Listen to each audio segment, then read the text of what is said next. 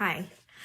So years ago, I was listening to this TED Talk, and I still think of this all the time. And it was by Teresa Rodriguez called Owning Alone.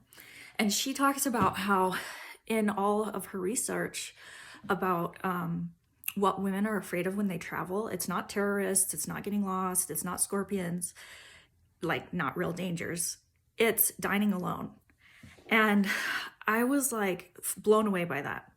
So we often feel too tired, anxious, or preoccupied to do the things that we want to do, or take steps for growth, or take steps outside of our comfort zone.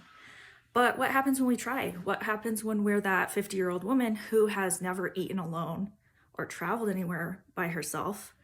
When she goes and does that, how does it affect her? So, how do our experiences, big and small, shape us? Never Would I Ever is a brand that highlights first experiences.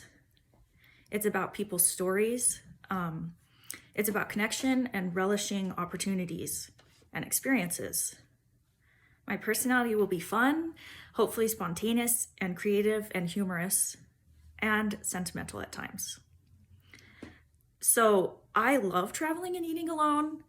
That's not something that I struggle with, but I definitely have other things that I struggle with that I'm too comfortable to get outside of my comfort zone to do, or I just let fear conquer me. So this newsletter will be about my own experiences in taking action towards growth. And it will be also about everyday people, like my friend Jack, who volunteered at the food bank for the first time and had the outcome of that, what came about from it.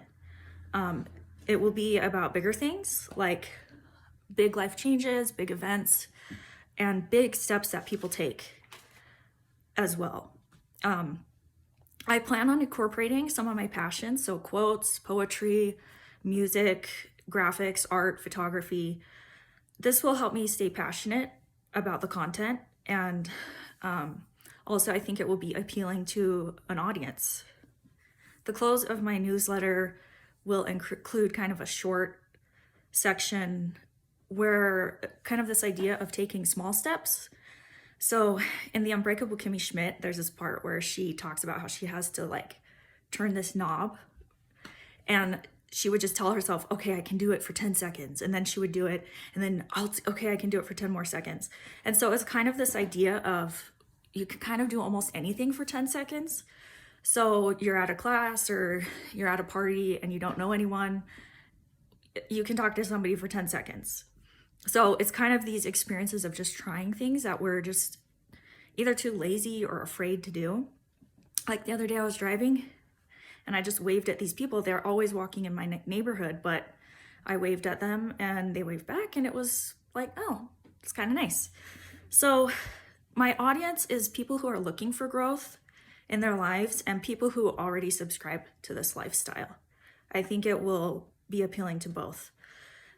People who are into mindfulness and self-discovery and seeking courage, or people who want to learn more about that. People will want to subscribe because it's a feel-good, inspirational type of newsletter. That can be a relief when we get a bunch of just, news and kind of negative stuff a lot. Also, because it'll be fun and hopefully funny, and primarily because it will inspire personal application. To expand and monetize my brand, I would totally do podcasts. I'm really excited about the idea of interviewing people and hearing their stories and how these first experiences that they had shaped their life or changed their life, even if it's in simple ways. And I could see myself pairing the concept with perhaps adventure sports, mindfulness experts, self-help, even body positivity types of groups and people. And online training courses would be great. And I would also totally write a book. So I'm wearing red lipstick, and it's not because I was trying to be all dressed up and fancy for this. It's because I always wanted to have the courage to wear red lipstick in public. And I'm like 38 years old and I've never done it. So I decided, well, this is what my brand is all about. So I tried it and it was kind of scary, but also it was okay. So that kind of encapsulates the brand that I'm trying to go for. And thanks.